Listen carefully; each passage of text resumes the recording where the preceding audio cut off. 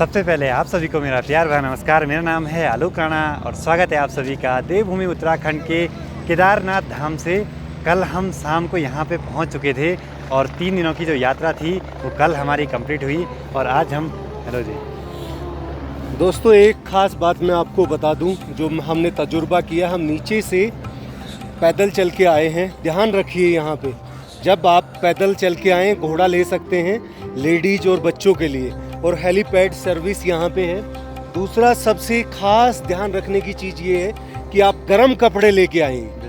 आप अगर गर्म कपड़े नहीं लेके आएंगे तो यहाँ निश्चित तौर पे बीमार होंगे। मैं अनिल बालियान दिल्ली से। आज 6 मई 2022 को सुबह 6:25 पर भगवान केदारनाथ जी के धाम के जो कपाट हैं वो श्रद्धालुओं के लिए खोल दिए गए हैं। आज यहाँ पे बहुत ज़्यादा श्रद्धालु हेलीकॉप्टर से भी आ रहे हैं और हेलीपैड और मंदिर के बीच की दूरी करीब 500 से 700 मीटर के बीच है। तो अगर आप चल नहीं पाते हैं तो आपको यहाँ पे पिट्ठू जो कंडी होती है या फिर पालकी आसानी से मिल जाएगी। बाकी यहाँ पे जो ये लाइन दिखाई दे रही है ना, ये मंदिर से करीब 500 से 700 मीटर दूर तक लगी हुई है श्रद्धालुओं की।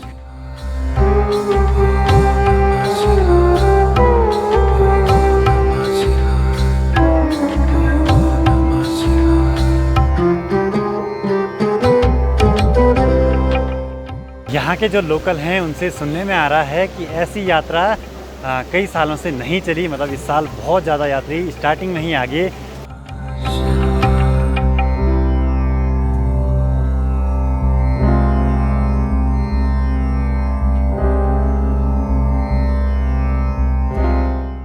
मेरा नाम है संदीप पाल। मेरा जो YouTube चैनल है संदीप पाल के नाम से है। मैं भाई का व्यूअर हूँ बहुत बड़ा। Thank you. इनकी पूरी फैमिली को मैं वॉच आउट करता हूँ। अभी तो हमको दर्शन करने में ज़रा टाइम लगेगा, लेकिन जो भैया जी हैं वो दर्शन कर चुके हैं, अपने व्यूअर हैं। तो भैया जी, आपका एक्सपीरियंस कैसा रहा इस बार का केदारनाथ यात्रा का? भाई देखो, मेरा फर्स्ट टाइम था तो मेरा, हालांकि मतलब एक सनातनी जो होते हैं हिंदू धर्म में, तो उसका जो केदार यात्रा होती है ना, वो ड्रीम यात्रा होती है कि मतलब अपने जीवन काल में एक बार यात्रा तो जरूर करे। अल्टीमेट एक्सपीरियंस था, कोई दिक्कत नहीं हुई, थोड़ी बहुत हुई और बिना मतलब किसी दिक्कत के अगर आप यात्रा कर रहे हो तो वो यात्रा फिर क्या ही रही। जैसे लोग बाग हेलीपैड से आते हैं, VIP एंट्री ले रहे, तो फिर उस यात्रा का मतलब क्या ही फील है, क्या एक्सपीरियंस आप किसी के साथ शेयर कर सकते हो। तो भाई मतलब थोड़ा बहुत था ऐसा, मगर इतना कोई दिक्कत नहीं थी, सब एक नंबर था, सब बढ़िया थे। बाबा की कृपा है। जय बाबा केदारनाथ। जय बाबा केदारनाथ। और यहाँ से मंदिर की सीढ़ियाँ स्टार्ट हो जाती हैं और यात्रियों की देखिए लंबी लंबी लाइन लगी हुई है। पता नहीं सुबह कितने बजे लग गए होंगे लाइन पे, और नंबर कई टाइम के बाद आएगा क्योंकि बहुत ज़्यादा भीड़ हो रखी है मंदिर में। तो ऐसा कुछ सीन है। बाकी मौसम आज काफ़ी सही है, हल्के हल्के बादल तो पहाड़ों में रहते ही हैं। आज तक मैं जब भी केदारनाथ धाम आया तो मैं ऐसे टाइम पे आया जब यात्रा थोड़ा सा कम रहती है, तो इतनी भीड़ मैंने कभी नहीं देखी। कल यहाँ यात्रियों की इतनी ज़्यादा भीड़ हो गई थी कि कई यात्री लोग ना बाहर ही रहे, मतलब कि उतने लोगों की यहाँ व्यवस्था नहीं थी। इतने ज़्यादा लोग कल यहाँ पहले दिन आ गए थे। तो सोचिए लोगों की भगवान जी के प्रति आस्था और विश्वास। मंदिर के पास में ही आपको मंदिर में प्रसाद चढ़ाने के लिए भी मिल जाएगा। अलग अलग रेट पे अलग अलग प्रसाद की जो थैलियाँ बनी हुई हैं वो मिल जाएंगी।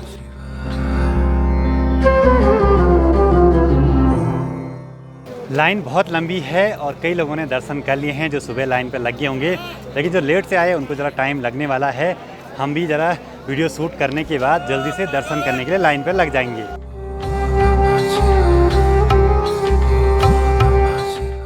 और मंदिर प्रांगण में आप देख सकते हैं कितनी ज़्यादा भीड़ पड़ी हुई है आज। कल तो जिस टाइम डोली आई उस टाइम तो पैर रखने की जगह नहीं थी। आज कई जो श्रद्धालु हैं उन्होंने दर्शन कर लिए हैं भगवान जी के, और कई घर को वापसी भी जा चुके हैं।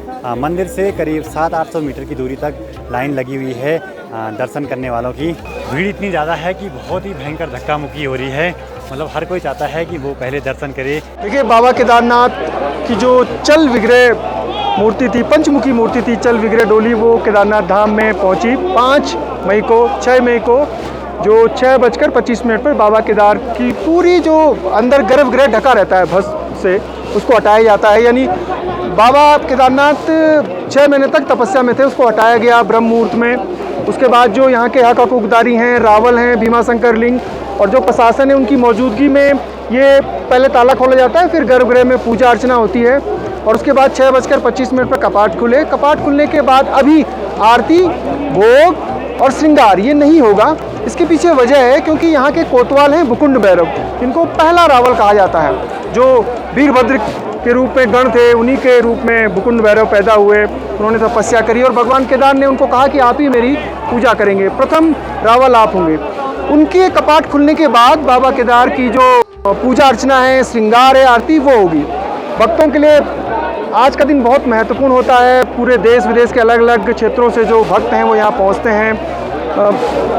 आप भीड़ देख ही रहे होंगे। इस समय केदारनाथ धाम में लगभग 20 से 30 हज़ार के आसपास श्रद्धालु पहुँचे थे कपाट उद्घाटन समारोह में। जो पद्मश्री हैं, बसंती बिष्ट लोग जो जागर गायिका हैं, उन्होंने भी अपना यहाँ पर जागर गाए। उसके अलावा बहुत सारे अलग अलग विशिष्ट जो अतिथिगण थे वो यहाँ पर पहुँचे। अभी 3 बजे तक यहाँ पर दर्शन होंगे। उसके बाद 3 से 5 बजे तक अंदर साफ सफाई का कार्यक्रम चलता है। 5 बजे से फिर श्रद्धालुओं के लिए कपाट खोल दिए जाते हैं। कि केदारनाथ में केवल भगवान केदारनाथ मंदिर प्रांगण ही नहीं है, बल्कि यहाँ पर 5 नदियाँ हैं। क्षीरगंगा है, मधुगंगा है, सरस्वती है, मंदाकिनी है, इन सब एक और नदी है। इन सबको मिलके फिर मंदाकिनी आगे बढ़ती है। और 5 कुंड है। अमृत कुंड है। अमृत कुंड ठीक नीचे है मंदिर के बैक साइड में, यानी जो गर्भगृह का जो भी जल चढ़ाते हैं और जो सफाई होती है वो उस कुंड में आकर गिरता है।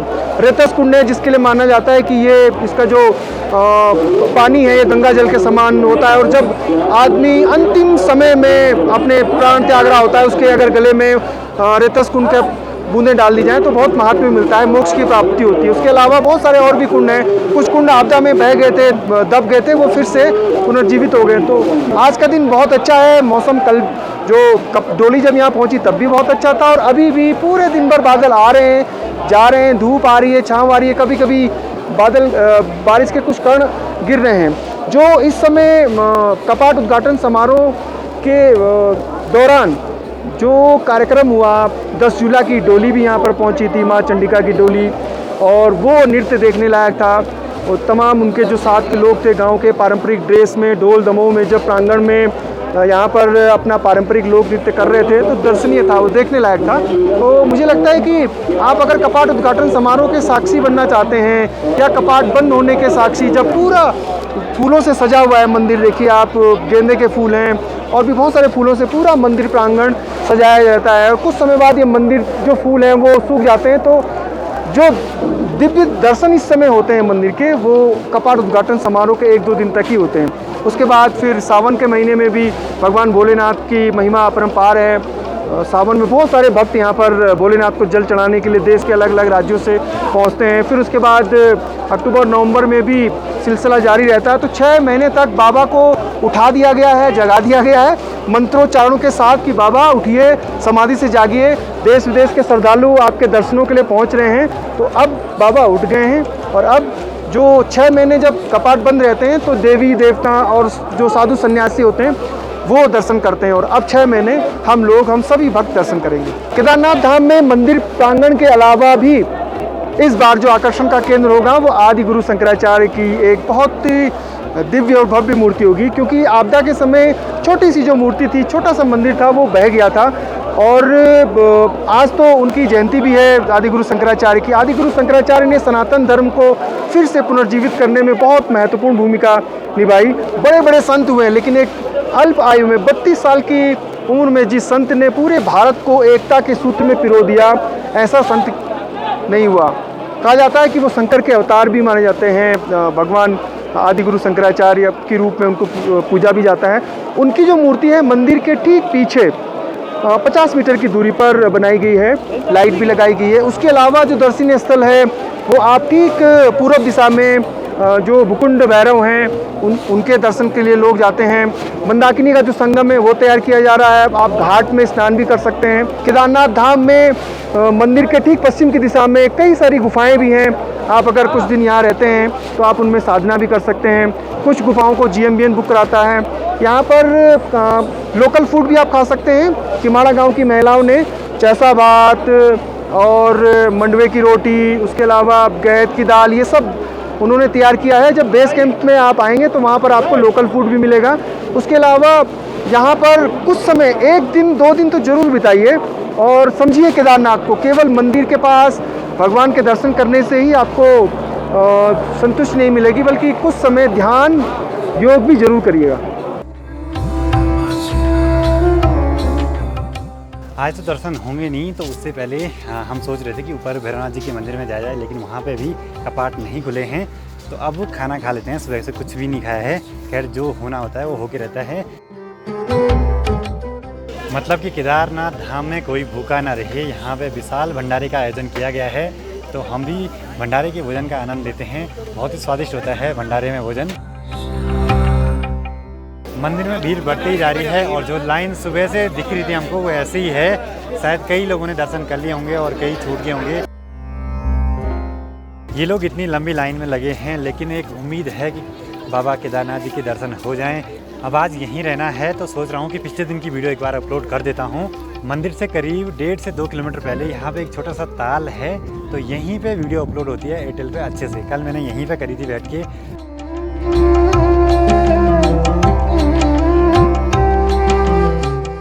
यहाँ पे करीब हमको 1.5 घंटे हो गए हैं और आज इंटरनेट थोड़ा सा कम चल रहा है, जिस वजह से यहाँ पे बैठे हुए हैं। वीडियो अपलोड होनी चाहिए, बस थोड़ी देर में अपलोड हो जाएगी। और कुछ कपड़े मैंने सुखाने के लिए रखे हैं, इसलिए कि जब से मैं यात्रा पे आया हूँ तो जो कपड़े हैं मैं डेली नहा के चेंज कर रहा हूँ। तो जो कपड़े हैं वो बैग में ही इकट्ठा हो रहे थे। जो टॉवल है उसको सुखाने तक का टाइम नहीं मिल पा रहा था, तो अभी थोड़ा धूप लगी तो मैंने कहा सुखा देते हैं कपड़े। तो ऐसा कुछ सीन है।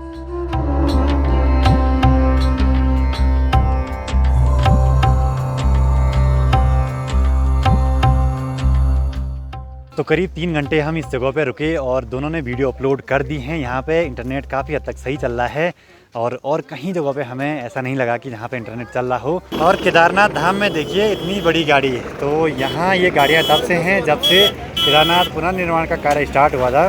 तो यहाँ बड़े बड़े ट्रक आए हैं हेलीकॉप्टर से। शाम होते ही सबसे बड़ी दिक्कत यह है कि रूम ढूंढना, लेकिन अच्छी बात ये रही कि हमको रूम मिल गया है। रूम नहीं बल्कि बेड है, मतलब 600 रुपये पर पर्सन के हिसाब से कम मिल तो गया। अब रात वहीं गुजारेंगे, एडिटिंग करेंगे